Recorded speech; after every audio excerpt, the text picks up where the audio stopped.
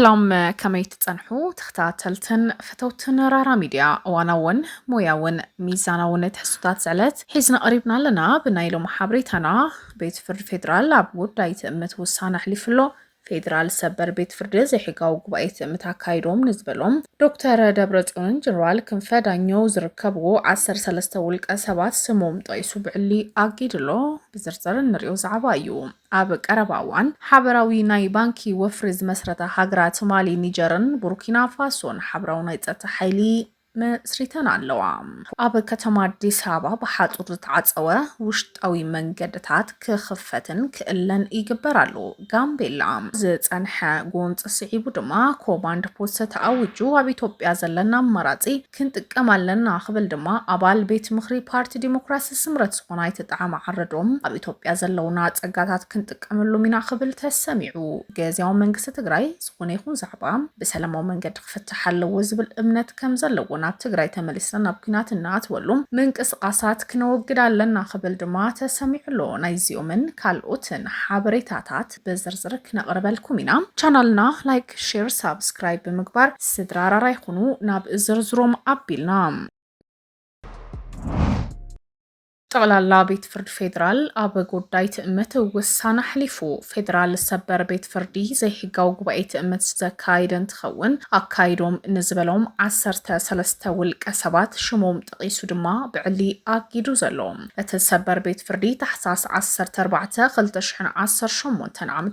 ንማእኸላይ ቤት ፍርዲ መቐለ ነቲ እግድ ተግባራዊ ክገብር ድማ ኣዚዙ እቶም ዝተጠርጠሩ 13 ውልቀ ሰባት እውን ዶክተር አረጋዊ ገብረ ሚካኤል ጀነራል ክንፈዳኛው ዶክተር ደብረጽዮን ገብረ ሚካኤልን ዶክተር አብርሃም ተከስተም ወይዘሮ ኪሮስ ሓጎስ አምባሳደር ሃይረ ኪሮስ ገሰሰም ዶክተር ጻድቅ ኪዳነ ማርያም አይተሰናይ ኮሎኔል ካሕሳይ ተኽሉን ወይዘሮ ሸዊት አዲሱ ዝርከብዎ እንትኾኑ አይተ ተኸልት ገብረ ህይወት አምባሳደር ዶክተር አዲስ አለም ባሌማ ጥላሁን ታረቅንውን ይርከብዎም ሓድሽ አመራርሓ ቦርድ ትእምት ንዝብል ዝመርሕ ዘሎ መሪሕነት ዘይሕጋዊ ክብል ክእገድ ድማ ማእኸላይ ቤት ፍርዲ መቐለ ዘሕለፉ ናይ እግድ ውሳነ ክጸንዕ ተፈጻሚ ክኸውን እውን ተፈሊጡ ዘሎ ብሰሉስ 14 ታሕሳስ ድማ ናብ ማእኸላይ ቤት ፍርዲ መቐለ ኣብ ዝተጻሕፈ ደብዳቤ ድማ ውሳነ ኣፍሊጡ ኣብ አዲስ አበባ በሓፁር ዝተዓፀው ውሽጣዊ መንገድታት ክኽፈት ጀሚሩ በዓል ምዝ መንገድታት ከተማ ብዝተፈላለዩ ከባቢታት እታ ከተማ በሓፁር ዝተዓፀው ውሽጣዊ መንገድታት ክኽፈት ከም ዝጀመረ እዩ ኣፍሊጡ ዘሎ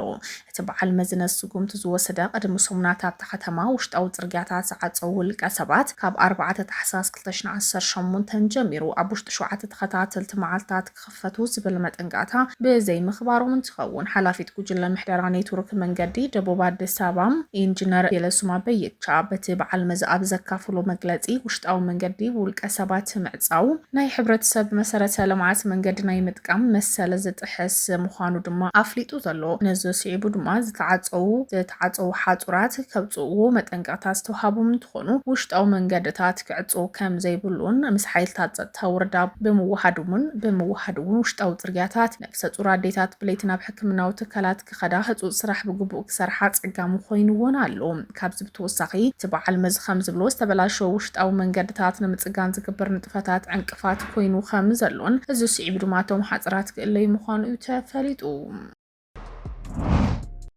ኣብ ከተማ ጋምቤላ ካልኦት ከባቢታት እትኽልል ዕፅዋ ተገይሩ ዘሎ መንግስቲ ትኽልል ኣብ ከተማ ጋምቤላ ብዝሰሙን እዚ ኣጋጢሙ ዝነበረ ጎንፂ ስዒቡ ካብ ሰዓት 2 ድሕሪ ቀትሪ ክሳብ ሰዓት 12 ንግሆም ካብ ሎሚ ጀሚሩ ተግባራዊ ክኸውን ዕፅዋ ክግበር ተፈሊጡ ኮማንድ ፖስት ተኣወጀ እንትኸውን መንግስቲ ትኽልል ቅድሚ ሂደት ደቃይቕ ኣብ ዘውፅኡ መግለፂ ኣብ ትኽልል ዘሎ ኩነታት ፀጥታ ብዘይ ፍቃድ ዘለዎም ወገናት ምንቅስቃስ ተሽከርከርቲ ሰባት ክልኩል ኮይኑ ዘሎ ብዘይ ፍቃድ ዘለዎም ናይ ፀጥታ ውድባት ብረት ሒዝካ ናብ ዝኾነ ቦታ ምንቅስቃስ ኣይከኣልን ኩሉ ክፋላት ሕብረተሰብ በብቲ ዞባ ሰላምን ምርግጋዕን ንምርግጋፅ ዝተገብረ ገደብ ብምኽባር ድማ ብምትግባር ብሓላፍነት ክዋሳ ኣተሓሳሲቡ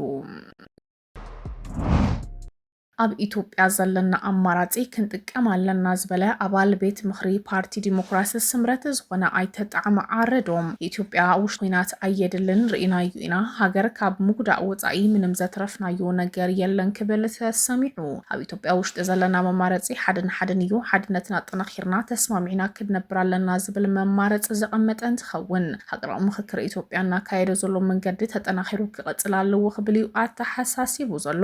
እዚ ኣብ መንጎ ሕወሓት ተፈጢሩ ዝነበረ ክፍፍል ስዒቡ ናብ ኣዲስ ኣበባ ብምኻድ ኣብቲ ሓዱሽ ዝተጣየሸ ውድብ ስምረት ኣባል ዝኾነ ኣይተጣዕሚ ዓረዶም ብርክት ዝበሉ ነቐፌታታት ነቲ ኣብ ትግራይ ዘሎ መሪሕነት ክህብውን ዝስማዕ እዩ ምስ ፌደራል መንግስቲ ብምስራሕ ድማ ዝተፈላለዩ ንጥራት ዘካየድ ዘሎ ኣይተጣዕሚ ዓረዶም ሰብ መዚ ሕወሓት ክጻረፍን ክነቅፍን እውን ይረአ ዝተፈላለዩ ሓይልታት ናብ ጉንጥን ኣትወሉ ምክንያት ብምርዳእ ድማ ነገራት ብዘተን ሰላማዊ መንገድን ክፍታሕ ኣለና ዝብል እንትኸውን ግን ድማ ምስ መኒና ክንዛተ ከመይ ክንከይድ ዝብል ግን ብንጽር ድማ ኣይቐመጠን እቲ ሃገራዊ ምክክር ንመንግስቲ እውን እዚ ክግበር ኣሎ ብምባል ብነጻነት ሓሳብ ክበሉ ይግባእ ክሳብ ሕዚ ኣካይዳ እኹል እዩ ዝበለ ኣይተጣዕሚ ዓረዶም ኣብ ሃገርና ኩናትን ቂምን ዘትረፍናሎም ነገር የለን ስለዚ ኩሉ ኣካል ነገራት ብሰላማዊ መንገዲ ክፍጸም ኣለዎ ክብል ኣተሓሳሲቡ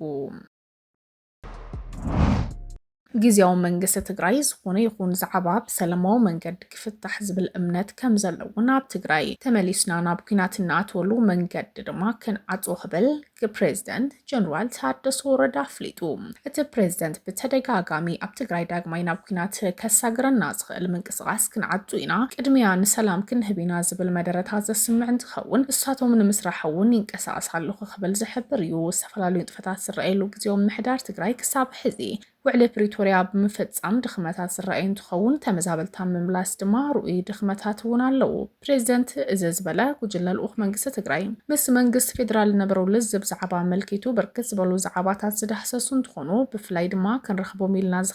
ዝኸድና ቀዳማይ ሚኒስተር ገንዘብ ሚኒስተር ማናጅመንት ባንክ ንግዲ ብሄራዊ ባንኪ ከምኡ እውን ብሄራዊ ኮሚሽን ምክክርን መረፃ ቦርድ ሚኒስተር ሃፍቲ ማይ ማሕበረሰብ ዲፕሎማሲ ተራኺብና ዓሚቑን ዕውትን ዘተ ኣካይድና ክብል ድማ ፕሬዚደንት ታደሰ ኣብ ኣዲስ ኣበባ ብምኻድ ዝገብሮ ዘተስዒቡ እዩ ገሊጹ ዘሎ ኣብ ጉዳይ በጀትን መሓያ ዶ መበሊኡ ብቁዕ ምክንያት ይረክብ ብዘይ ምንባርን ምፍላጥ መፍትሒ ንምቕማጥ ገና ናይ ገረብ ሰገን ዝመፁ ንብረታትን ኣዋርሕ ደው ዝበለሉ ኸይዲ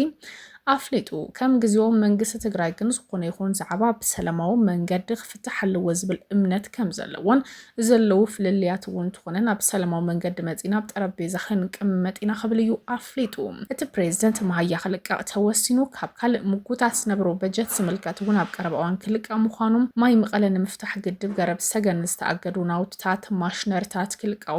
ምርድዳእ ከም ዝተገበረ ድማ ዕላው ገይሩ ዘሎ ብወገን መንግስቲ ፌደራል ናብ ጽልኢ ናብ ሓይሊ ጎንጽ ናብ ሓይልን ጎንጽን ዘእቱ ድሌት ኩነታት ከም ዘየለን እንትኾነ ግን ኣብ ጉዳይ ፖለቲካ ድማ ብወገን ትግራይ ክፍታሕ ዘለዎም ነገራት ቁሩባት ኢና ይብል ፕሬዚደንት ትግራይ ጉዳይ ምምላስ ተመዛበልቲ ብዝምልከት ሓድነትና ብዝምልከት ቁልጡፍ ርክባት እናተገበረ ብሓፂር ግዜ ዝፍትሐሉ ኩነታት ክጠዓዓም እዩ ዝብል ምርዳእ ምግባሮም እንተብርህ ድማ ዘላቒ መፍትሒ ክነቕምጥ ኢና ክብል ዝተወሰነ ተስፋ እውን ሂቡ ዘሎ ምስ ኮሚሽን ምክክር ተራኺቡ ዘሎ ስጋት ብምግላጽ ትግራይ ፍትሒ ትደሊ ትግራይ ፍትሒ ትደሊ ምዃና ዝተመዛበለ ህዝቢ ዝተጎድአ ህዝቢ ከባቢ ዘሎ ኩነታት ብምህላው ከም ካልኦት ክልላት ዝረአ ዘይምዃኑ ሓቢርና ብቐጻሊ ናይ ዘተ ኣጀንዳ ተቆሪጹ ህዝቢ ክዝትየሉ ክግበር እውን ኣብ ምርድዳእ በፂሖም ዘለዉ ብፍላይ ምስ መረፃ ቦርዲ ኢትዮጵያ ብዝነበረ ጻኒሒት እውን መረፃ ንምክያድ ይከኣልን ኣይከኣልን ወሲና ምክንያቱም ገሊጽና እውን ኣለና ብዕሊ ድማ ኣብዚ ሰሙን እዚ ምላሽ ክንህበሉ ክንከውን ኢና ዝበለ ታደሰ ብክልቲኤን ዝጸንሐ ግልጽ ዘይምትእማን ነይሩ ብወገን መንግስቲ ፌደራልን ትግራይ ነዚ መጋድድ ትደገፋት ኩነታት ድማ ኣለዉ ምጉላህ እውን ነይሩ እዚ ግን ባዕልና ኣብ ቁፅርና ክንእቱ ኢና ክብል ተሰሚዑ ኣሎ ባዕልና ዝፈጠርናዮ ፀገም ካልኣይ ወገን ካብ ምእላሽ ባዕልና ንምፍታሕ ክነድህብ ኣለና ብምባል ድማ ፖለቲካዊ ፀገማት ባዕልና ንምፍታሕ ንምዝራብ ንሰላማዊ መንገዲ ቀዳምነት ብምሃብ ጉዳይና መዕለቢ ክንገብረሉ ኢና ክብል ድማ ፕሬዚደንት ትግራይ ጀነራል ታደሰ ወረደ ኣብቲ ኣብዚ ሰሙን እዚ ኣብ ኣዲስ ኣበባ ብምኻድ ዝገብሮ ጻኒሒት ኣፍሊጡ ዘሎ ኣብ ቀረብ እዋን ሓበራዊ ናይ ባንኪ ወፍሪ ዝመስረተ ሃገራት ማሊ፣ ኒጀር፣ ቡርኪና ፋሶ ሓበራዊ ናይ ፀጥታ ሓይሊ ንምምስራት መስሪተን ኣለዋ። እቲ ሳልሕ ተባሂሉ ዝተሰየመ ሓበራዊ ናይ ፀጥታ ሓይሊ ካብ ናይ ሰለስቲአን ሃገራት ተሰዊኡ ሰራዊት ተዋፂኡ ዝተዳለወ እንትኸውን ሓበራዊ ወታደራዊ ናይ ፀጥታ ሓይሊ ኮይኑ ቆይሙ ዘሎ። እዚ ሰለስተ ሃገራት ካብ ኢኮስ ብምውፃእ ዝመስረትዎ ናይ ፀጥታ ኺዳን ኣብ ዝሕዚ ሰዓት ዕልዋ መንግስቲ ብምፍፃም ስልጣን ማሊ ዝሓዘ ጀነራል ጎታ ኣቦ መንበር ኮይኑ ብዝመርሑ ዝተጠቀሰ ኮይኑ ጀነራል ጎታ ዝሃቦ ቃል ብወገኑ እቲ ስሉሳዊ ኺዳን ኣብ ዞባ ሃገራት ሳሕል ገብረ ሽበራ ንምስዓር ዝተገብረ ስትራቴጂካዊ ጥምረት ምዃኑ እዩ ዝገልጽ። ሰለስቲአን ሃገራት ማሊ፣ ኒጀር፣ ቡርኪና ፋሶ ዝርከቦ ዞባ ሳሕል ሓደ ካብቶም ከም ምንጪ ግብረ ሽበራ ዝፍለጡ ኣሰከፍቲ ከባቢታት ምዃኑ ተደጋጋሚ ግዜ ክንገር ዝጸንሐ እዩ። ሰራዊት ሰለስቲአን ሃገራት ብተመሳሳሊ ብጀነራል ዳውድ ትሪኦሬ ናይ ቡርኪና ፋሶ ክምራሕ ከም ዝኾነ ተገሊጹ። ጎረባብቲ ሃገራት ማሊ፣ ኒጀር፣ ቡርኪና ፋሶም ኩለ መድያዊ ውህደት ንምግባር ኣብ ስምምዕነት ድሕሪ ምብፅሐን ድማ ካብ ግዜ ናብ ግዜ ዓብዪ ስጉምቲ ኣብ ምውሳድ ምህላውን ዝፍለጥ እዩ። ናይ ሰለስቲአን ሃገራት ናይ ኮንፌደሬሽን ሕብረት ዓውታ መዝጊቡን ብዙሓት ሃገራት ኣፍሪቃ ክጸሉ ምዃኑ እውን ይግመት። ተኸታተልትን ፍተውትን ራራ ሚድያ ንሎም ዝሓዝናዮም እዋናዊ ዛዕባታት እዚኦም ይመስሉ ነይሮም። ተመሊስና ኣብ ካልኦት እዋናዊ ዛዕባታት ክንራኸብ ኢና። ቻናልና ላይክ፣ ሼር፣ ሳብስክራይብ ብምግባር ዝተራራራ ይኹኑ።